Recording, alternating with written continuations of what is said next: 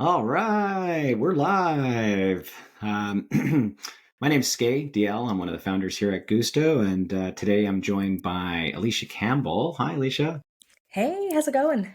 Yeah, going well. Thanks for joining us. We'll give folks kind of a few minutes to kind of get all checked in here for today's webinar.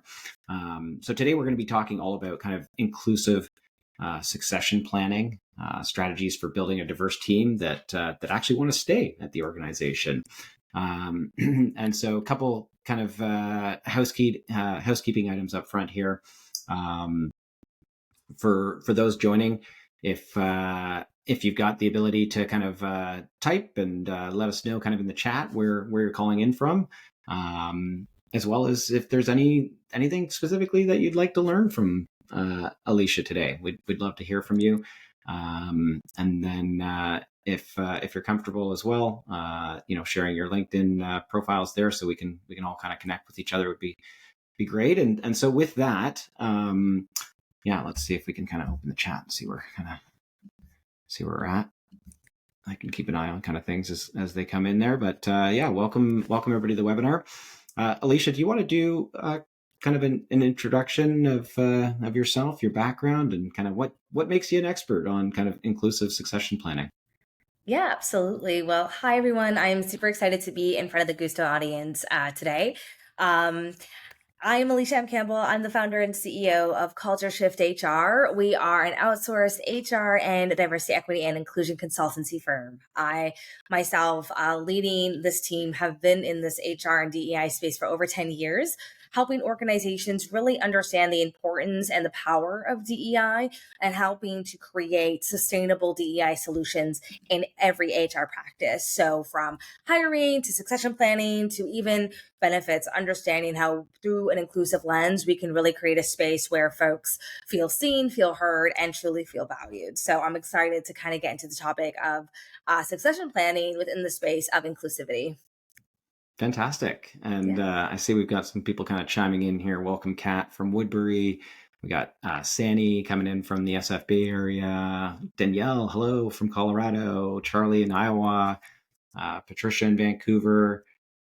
Kyle in Toronto. Andre, Michigan. Nice to have you all here. Andre, thanks for sharing your LinkedIn there. And we've got Bila from York. Great to have everybody with us. Really excited to kind of dig in with Alysha here on some strategies for inclusive succession planning.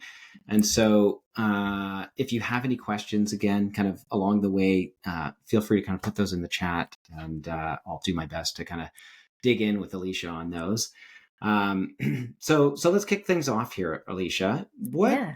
are kind of like the key components of an inclusive succession planning strategy? That's a great question. And that's usually where a lot of, the organizations I work with, that's where we usually start because everyone has a different definition of what an inclusive succession planning strategy looks like.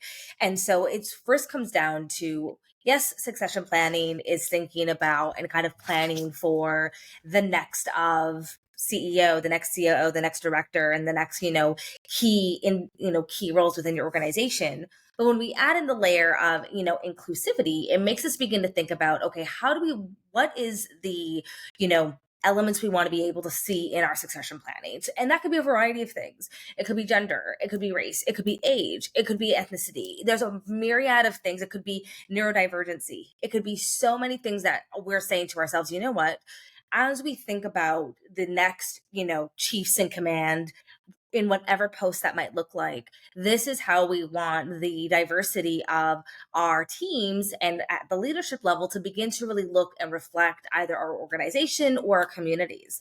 So it's really beginning to think about, okay, what are some of those key elements we really want to prioritize? So for example, it's no surprise to a lot of individuals that in the corporate space, there is a very small percentage of women that hold C-suite titles. And then of course the number gets smaller once you add age, race and ethnicity. And so it could be an element where we say, we want more women on the board, or we want more women in VP roles and up at our organization. that doesn't just happen overnight. We have to think about the talent we have now, the talent we'll be hiring in the future, and actually begin to think and plan and create space for this, for the inclusivity of the succession that we're building. And so thinking of those pieces and really getting clear on what are our goals and objectives, knowing that they're going to take time, that's really where you begin to start as part of your inclusive succession journey. And fantastic. And there's kind of unconscious bias like layered into kind of succession planning for sure. Uh, Absolutely. uh, Along with a myriad of other things, but we're focused specifically on succession planning, right? And so, Yeah. so how do organizations identify and address kind of those unconscious bias when doing succession planning? That's a really good question. It really comes down to asking yourself the question of not only who's going to take over this role, but what type of leadership are we looking for once this person, either retires or wins the lottery, or maybe one day, moves on to another opportunity. What type of leadership are we looking for? And when you think about that question, it kind of begins to remove that, oh, it should be XYZ person because they're just the natural right fit. It begins to actually get you to think, well, are they the right fit for the type of leader that we're actually looking for in this role? And what I mean by leader is that, as we know, there's a lot of different types of leadership styles that we have in organizations. And so when we begin to think about the type of leader that we want to, bring forward our next chapter or kind of help us maybe get through a transition or a transformation, that begins to open up the book to say, okay, yes, there may be people who could do the job, who have been here for 10 plus years, who are shoo-in for the position because they've been the protege of, the person that's in the seat today. But do they really capture the right leadership style? Do they have the right acumen to manage the transition that we're going to be going through over the next 2, 3, 4, 5 years? Are they going to be able to manage the acquisition or the dissolve of maybe one of our divisions? Those are the things that you want to be beginning to think about, because it begins to add in other factors beyond the person that's just right next in line. Hmm. Now, it's important that, of course, we don't want to, look over that person. A lot of the great factors we need or would want could be in that individual who's kind of next in line. However, it's so easy for us to kind of just think about, well, we have so and so, everything is fine. Because when you don't really ask yourself those questions, you're not taking the time to really think about what's actually best for the business, not just for today, but again, for, at least the next year to 24 months. And so by asking yourself those questions, it's getting you to think about those, quantitative and qualitative aspects of the candidate that should be kind of next in line for the succession kind of process, and beginning to really create some parameters of what you're looking for when you're beginning to build out that plan. Okay. So it sounds like kind of a common mistake that organizations will make is kind of defaulting to the people within the organization and the skill sets that they have kind of fitting the position without really kind of first clearly defining kind of what it is in that role, because even the person in the role probably doesn't have the breadth of skill Hmm. set for the ideal kind of candidate, right? And so Absolutely. kind of thinking more broadly beyond kind of the person that's in the role, hey, what, like, if we had somebody that could do it all, like what would that be? And sure, that next person in line might kind of check some of those boxes, but hey, like, there's a whole lot of boxes over here that we should really kind of think about, potentially going and kind of finding somebody either lower down in the organization or kind Hmm. of horizontally in the organization or even externally. um, Absolutely. and so building on that, then, like, what are some other kind of common mistakes that you see kind of with succession planning that kind of fails to be inclusive? Yes. One, I think not enough preparation in the whole succession planning kind of process in general. And what I mean by that is, for a plan to work, the plan has to be a part of the kind of holistic element of the talent planning within the organization, especially at the leadership level. Because when you think about, I'll say, a VP role and above, these are very key critical roles to the growth, the sales, kind of the expansion, or the market cap of the organization. And so these positions, if someone were to leave, even if they were to give, say, 30, 45 days notice, hiring someone to come into that seat is not something that happens overnight. Hmm. There's a minimum of, I would say, of at least a 4-month process, if not probably a 6-month process, where you're interviewing, hiring, and really in that time filling the gap. Whereas if there was like a little bit of thought of like, okay, one day everybody will be moving on to their next chapter in whatever way that might look like.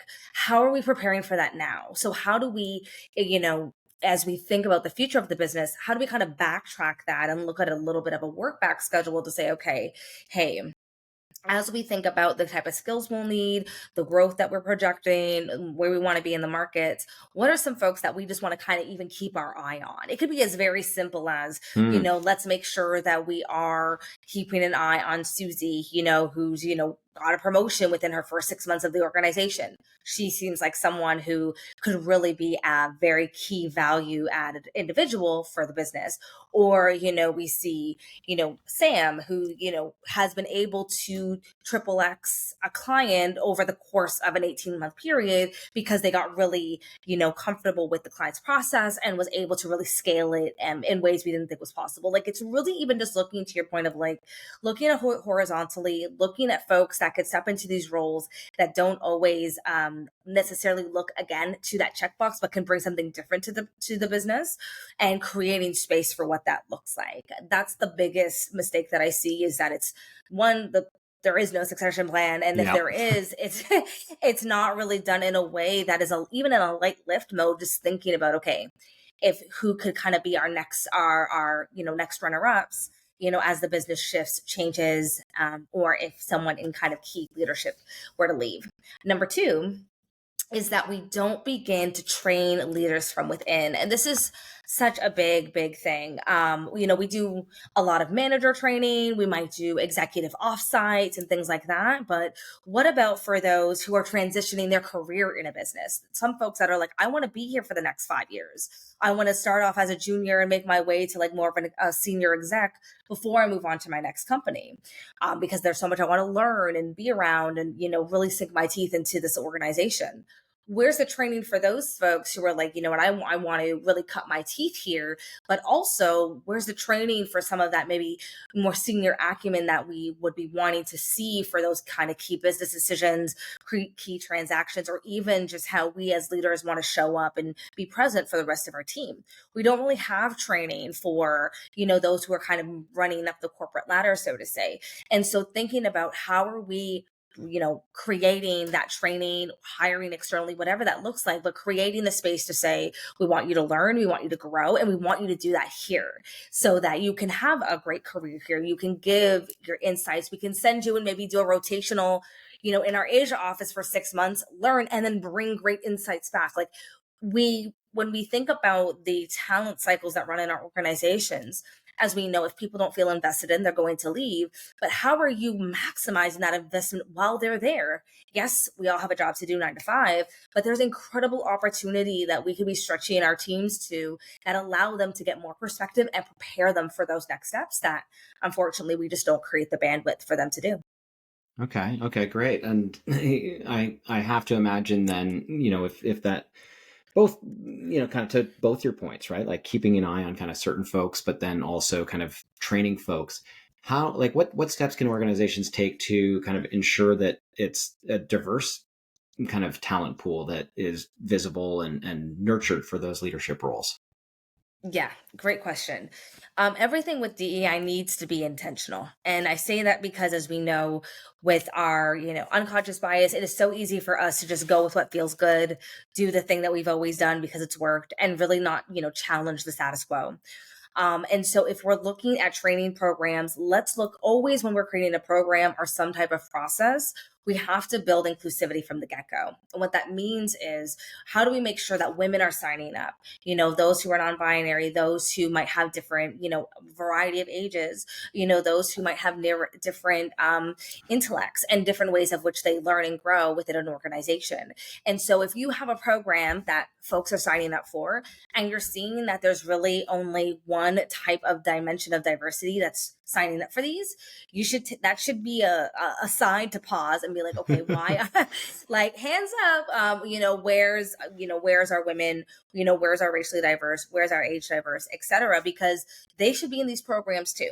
And if they're not signing up, or their manager isn't encouraging them to participate, we have to begin to look at, what are we doing? What's hindering them? Because, leadership isn't for everybody, and that's totally fair. But the likelihood of not anyone wanting to be some type of leader or manager in your organization that comes from a diverse background is small. And because we see time and time again that when you actually have more diverse leadership and management, organizations perform better. They continue to have higher ROIs on different, sales, KPIs, etc. So we need to be asking those questions, and maybe even having some focus groups or some one-to-ones to say, how can we make these programs more inviting, more enticing? Are you worried that it's going to eliminate you from other promotions or other opportunities? Like, there's something that's going on behind the scenes that folks may just need a little bit more encouragement or a little bit more information to know that they have the permission to sign up for these things and be applicable for them. Okay. And a big thing too that we love to see in these programs is when they get sponsored. That is so massive, because when their manager is sponsoring them, or other, senior folks who are sponsoring people to be in these programs, even if it's just saying by, hey, like, it doesn't have to be a monetary sponsor, but more even just say, like, I'm going to support you. I'll be your mentor. I will help you, as part of this program. It's giving that person confidence. It's giving that person the opportunity to say, you know what? Someone else believes in me. I can do this, and I'm not doing this alone. I have, the right supports to make sure that I'm successful. Yeah, interesting. Okay, so have you seen kind of organizations then in parallel set up kind of mentoring programs along with their kind of succession planning efforts? I have. And what's been really great to see is that we actually, one of the organizations I work with, they've created like a global mentorship program. And so usually, when we think of mentorship programs, it might be someone that's in your office or within your region, because obviously proximity, which is good because you can meet up and it's easy for travel. But when you have an international mentor, it gives you a whole different perspective on the business. And so what that lends is folks traveling, again, spending a couple weeks to a couple months in a different location, learning that side of the business, being, front facing with that market, with those teams, etc., sitting in on different types of meetings. And again, learning and getting that exposure to the other elements of the business. And so it makes them a very well-rounded, individual. Their learning has the capability to lend to other roles and other expertise that come up within the organization as well. And they find that those who have those international experiences have longer longevity with the company as well, because of the opportunities that the travel provides. So they're really seeing a lot of benefits, just even beyond the succession planning element. Because when you think about it, programs that have that international perspective, those are usually very expensive MBA programs or Ivy League school programs where, you're in a global classroom and you get to, travel and be in different parts of the world a couple times a year. Those are very expensive. This is something that does not need to be too much of a heavy lift financially, that is centered on the organization and continues to have multiple benefits as the person is learning, growing, and at the same time being prepared for their next level over the next months or year or so. So the ROI is just astronomical with what we've been seeing. And now we're getting with the year 3 of the program, we're actually beginning to see more folks just sign up voluntarily, or saying, hey, can I go here? Can we check out here? And can I learn this element of the business? It's just really taken on a world of its own. That's awesome. And you mentioned kind of something in there just around kind of the impact that inclusivity in succession planning can kind of have on the organization around kind of retention, engagement. Can you touch on maybe some of the results that you've seen with some of the clients that you've been working with, and how they're, you know, how you and those HR teams are kind of like really making the case to the executive teams to kind of spend money on these programs. Yeah, absolutely. And the biggest thing I say is like, well, of course we look at the, baseline metrics, retention, turnover, promotions, like, what's the average year someone's in their role before they're considered for a promotion, et cetera. But the biggest thing that stands out to us when we started this program was how many people refer the organization. So that went up 1.5 times Oh, in terms wow. of our referral process. Yes. What else? There was a metric that just slipped my mind. Also, the earning potential went up as well because, again, because they're growing not just linearly from their roles, but they're also getting new skills, new exposure, which allowed them to be eligible for a higher percentage regarding their salary bands.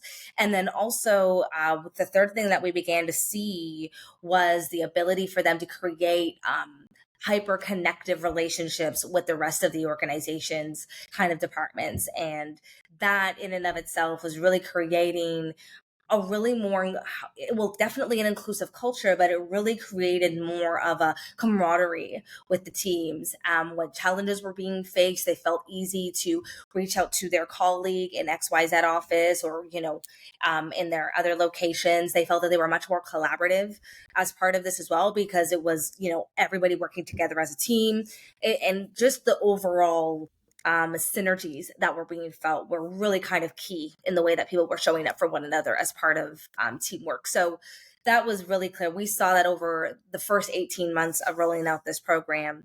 And in addition to that, one thing that was really key for us is that we saw folks wanting to better the organizational culture.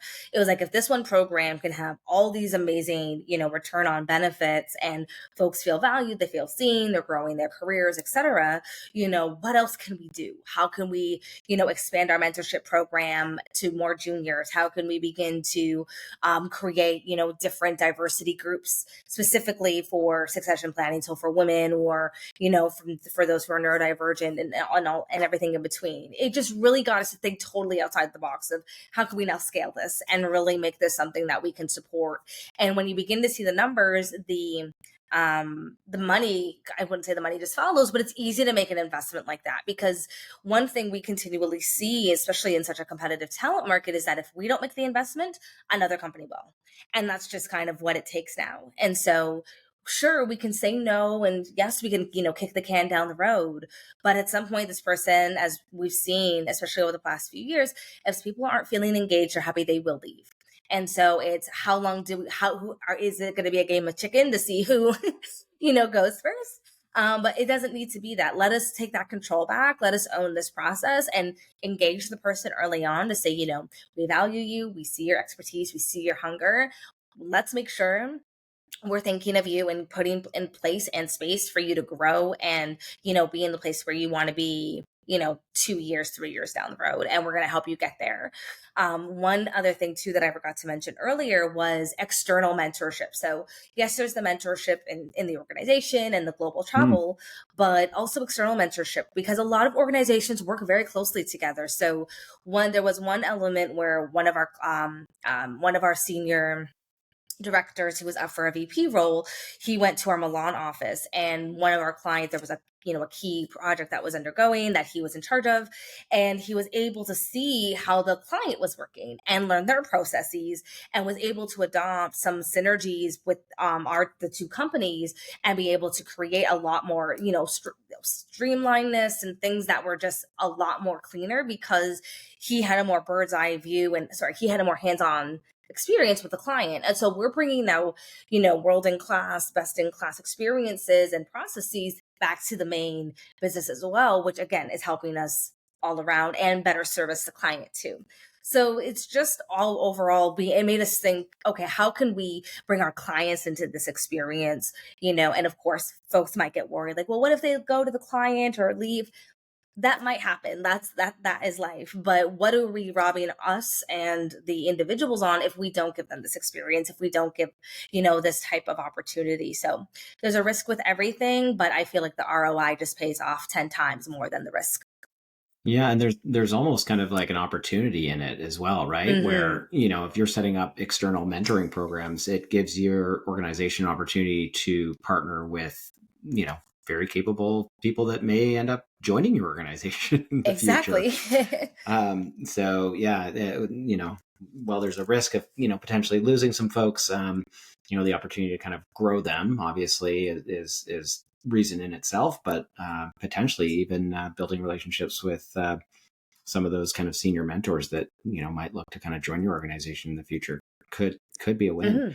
100%. Speaking about kind of external folks, what's your experience kind of like at scale working with recruiters, and how does that kind of like fit into this picture? I have to imagine kind of with larger organizations, um, they're they're working with kind of recruiters on retainers, to be ready for some of those kind of like senior roles.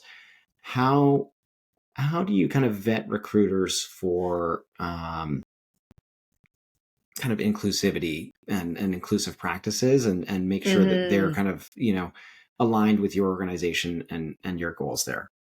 I love that question. Recruiters are such an important piece to the talent pipeline on a variety of reasons, but with the succession planning piece and creating or making sure that you're having a streamlined process from an inclusivity lens, is you want to really first develop a partnership with your external recruiters. I cut my teeth in the HR space via recruitment, and I learned so many key things in this space that allowed me to even understand relationships, sales, client management, marketing, you name it, you learn it all in recruitment. And one thing that's so key is that if you treat your recruitment advisor or external partner as a partner, you will have someone that will make sure that they are keeping an ear and eye out for you at all times, no matter if you're hiring or not hiring. They will have their ear to the street, and that information is just invaluable. And so when it comes to the inclusivity element, if you're having new practices in your own organization, let your external and recruitment partner know that as well. If you have questions that you want to be at, that you want as part of their screening process, if you have, elements that you want them to follow as part of your protocols, teach them about them so that they can follow that process. And so when they begin to interview or get to know the folks internally, it's not a night and day experience, it's very seamless. So bring them in, take them for a couple hours to either show them the platform that you're using, the questions that you're asking, the value of what you're trying to do, and let them be integrated in what you're creating as part of your employee onboarding hiring experience. That's really, really, really key. Number two is use your external recruitment partner for knowledge. They are a wealth of knowledge. Again, they are talking to clients every day, they're talking to candidates every day. What are things that you need to keep an eye out for? What are some things or potential talent that's coming up in the market? How are maybe interviews changing? How are folks reviewing their own value, when it comes to the market? Where is the candidate inflation rating, as to say, if folks are asking for a certain amount but we know that the market's actually a little bit higher, how are you as the client being prepared for that? So ask your external recruitment partner key questions. What's going on in the market? What are you seeing in terms of what folks are looking for? How are salary ranges looking? Because what we see online can be very different to what's happening in real time, in real life as well. Ask why are some key talents leaving these, big organizations or these brand name organizations? What's the missing thing here? And just get as much information that you can, because that can help you refine process, create better culture, and also give insight that if you hire one of these candidates one day, what their experience was, to make sure that you don't make those same mistakes as well. Okay, great. Love to get your kind of lens just on kind of like, sometimes these projects can be intimidating in terms of kind of scope. Hmm. So when you're going in to kind of a new client, let's imagine kind of a client with 1,000 employees, for example. Hmm. So not kind of super big enterprise, but not kind of like a smaller organization. So kind of like that mid market. Yeah. Um, what's the how do we kind of we often hear at Guusto talk about kind of like a crawl walk run approach with our Hmm. programs around kind of recognition and rewards, right? Like let's not try to kind of like boil the ocean all at once. Let's start with kind of a milestone program. Let's automate that. Let's get people kind of kind of used to the system, and from Yeah. there let's kind of give some managers some budgets. Let's even potentially kind of pilot it with one location or one department or something, so that we can kind of like get some results, build some champions that can then kind of have those get some feedback on what works specifically for that organization. Structure the program properly, and Hmm. um, get some folks that can help us kind of get that messaging out to the rest of the organization. Hmm. How for succession planning, how big a project does it need to be out of the gate? Like when you go into a client and you're saying, okay, let's talk about succession planning. Let's talk about how to kind of like make this inclusive. Is this kind of like a week long project? Is this kind of a 6 month project? I mean, for sure there's ongoing elements, but like Hmm. what's the initial kind of bite on this? I would say you would probably want to plan for about a 2 to 3 month initiative. So probably maybe make this one of your quarterly projects within the HR team. And the light lift of how this looks is really one you have to define and create some type of framework or outline of what succession planning means for your organization. That's very baseline. So is it okay, we are thinking 2 years out of somebody being in a position?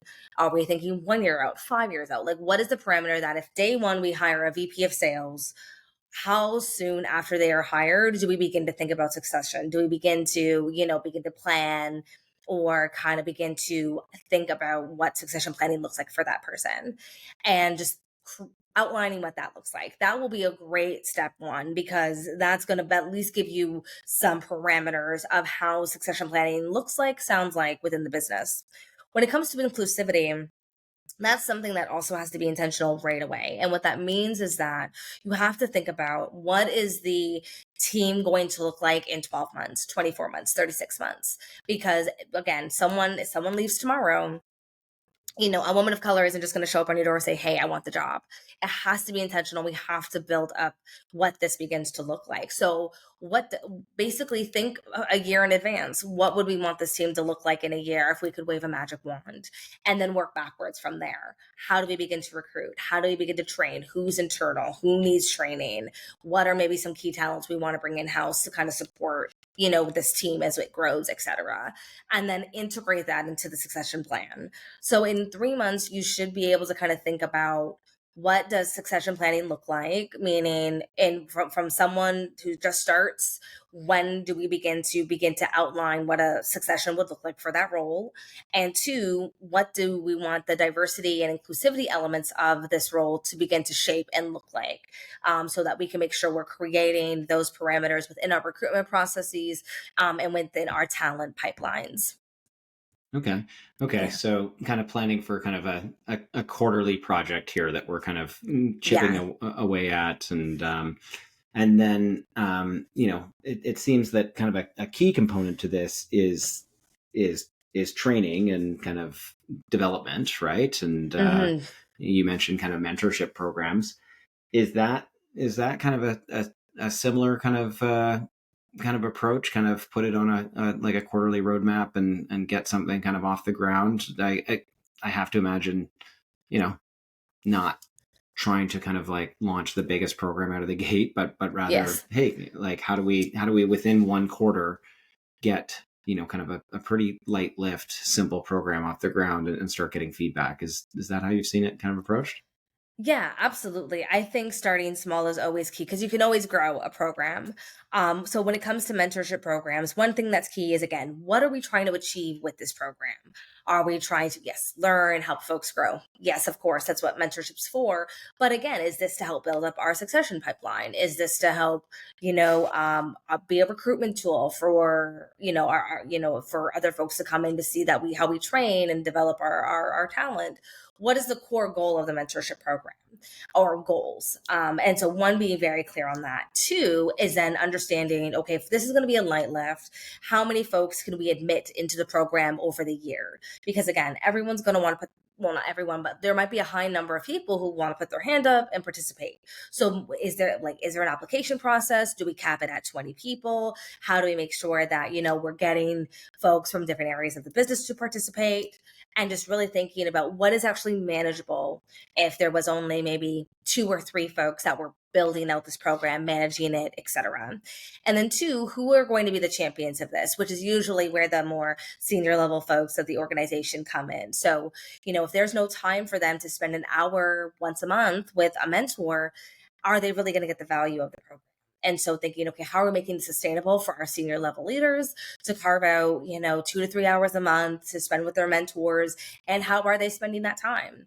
Are they talking about a business problem? Are they working on an ongoing project together?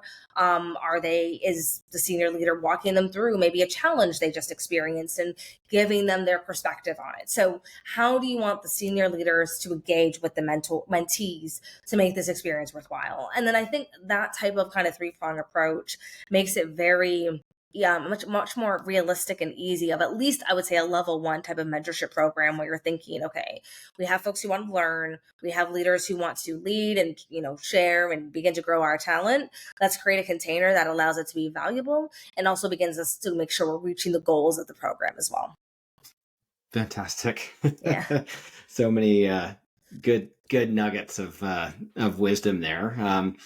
Alysha, this has been a great conversation. I'd love to kind of get to any questions that we have from our audience, but maybe as we wait to see if any of those kind of show up in the chat, what, as we kind of wrap up the conversation here, what would you say is like the number one kind of takeaway that listeners should kind of take from today's session?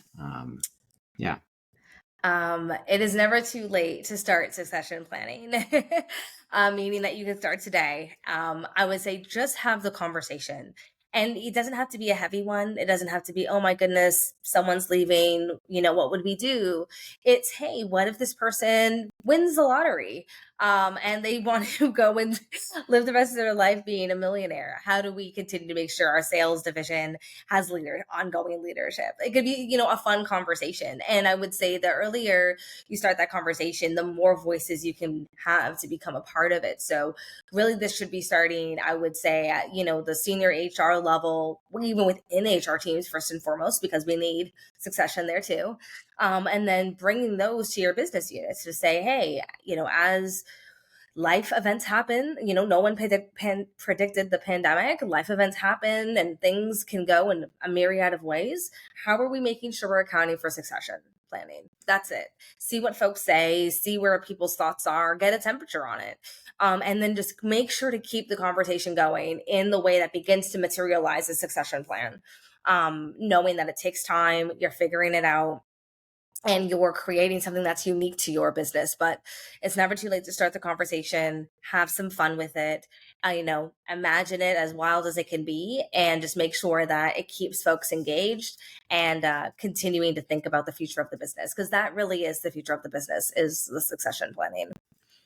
Yeah, that's great. And I think back to kind of like what you said right at the start of our conversation, just around kind of getting really clear on kind of what the role requires, right? And that could be well beyond kind of, the capabilities of the person that's currently in the role, right? And that can help us, broaden our thinking around who might, potentially be able to kind of fill that role and bring, kind of some diversity to the role or something new to the role. Absolutely. So great takeaways there. Where can folks kind of connect with you if they, kind of want to work with you and learn more about kind of CultureShift? Yeah, so you can reach out to me at cultureshifthr.com. So right on the link, you'll go to our homepage, contact us. We can set up a call and discuss what your needs are. Also on LinkedIn, reach out to me, send me a DM, let's have a conversation. I'm always posting newsletters and blogs and all that great stuff on a variety of content. So definitely would love to have you as part of that community. Fantastic. Yeah, we had an opportunity to kind of connect last year, and I've been following you on LinkedIn since. Yeah.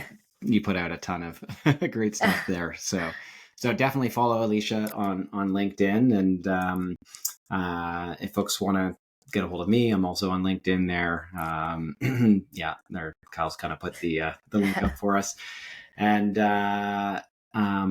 if folks want to learn more about kind of Guusto and the recognition and rewards programs that we work on, you can visit kind of guusto.com. We also try to help all of our kind of prospects and clients, pitching to their executive teams. So we've got a great kind of executive pitch kit that can kind of help those HR teams kind of put together that case for recognition and rewards. So check that out there. And with that, I don't see any questions from our audience here. Oh, here we go. Let me scroll down a second. So many great nuggets. Concept. Yeah. Okay. So some nice comments. Love being able to kind of start small and more manageable. Just get started. Just get started. Okay. Here we got a question from Joseph. How do we intentionally disrupt current non-inclusive succession planning? Great question. Thanks, Joseph. That is a great question. How do we intentionally disrupt So like non-inclusive? thinking about kind Yeah, of like it sounds like there's already kind of some succession planning that's yeah, happening at this org. They've taken that first step. They've they've been having yeah, the conversations, but it's obviously not inclusive. So yeah. how do we kind of get a wedge in there and kind of Yes. address that? One thing that I love to do with my clients is data. So there again, we get a lot of tunnel vision when it comes to what an ideal candidate or talent profile can look like for a job.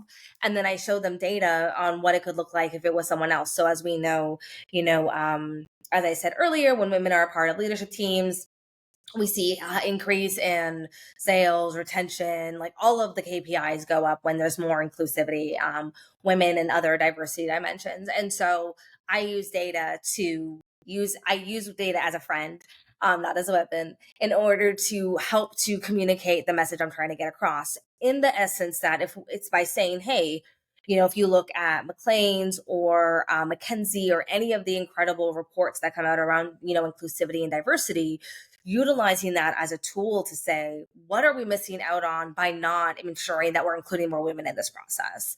What are the potential, how are we maybe not increasing our bottom line or our profitability margins if we don't look at more neurodivergent candidates? And look at different case studies and use that as part of your, I don't want to say pitch, but as part of your rationale for understanding that we need to, if we don't catch up with the times and begin to utilize a more of an inclusive practice, we aren't going to create the team or the leadership that's going to be ready for an inclusive talent pool.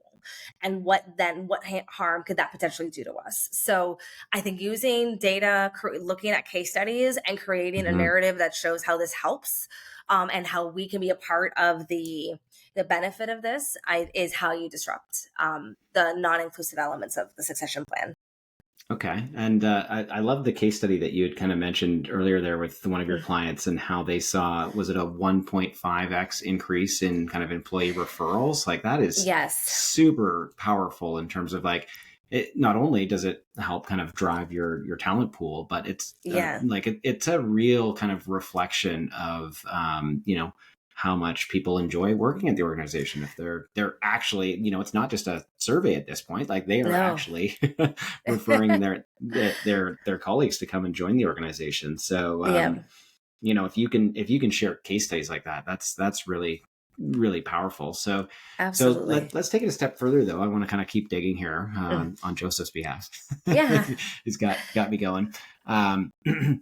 If if if you've kind of taken that step to present data and kind of Hmm. and make your case, and you've got buy-in from kind of the executive team that like, hey, this Hmm. this is something that like makes sense on paper. Yeah. How do we go and execute on it? What are some of the like first steps that Steps. you can kind of help guide that team towards without it kind of feeling overwhelming for them? No, that's a great question.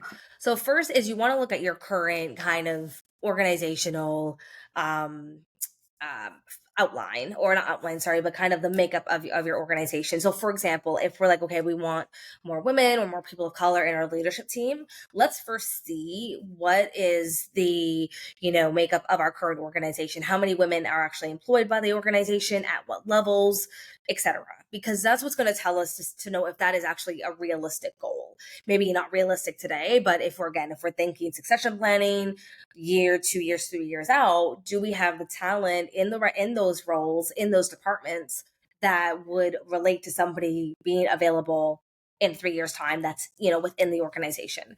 If you're looking at your organizational demographics and that talent isn't there, no matter what type of succession planning you do, it's automatically going to have to come from the outside, because you haven't grown the talent, or you haven't brought in the talent, in more of those maybe managerial roles, to then be train them and make them ready for more of those senior leadership roles. So looking at what your current talent pool is first and foremost.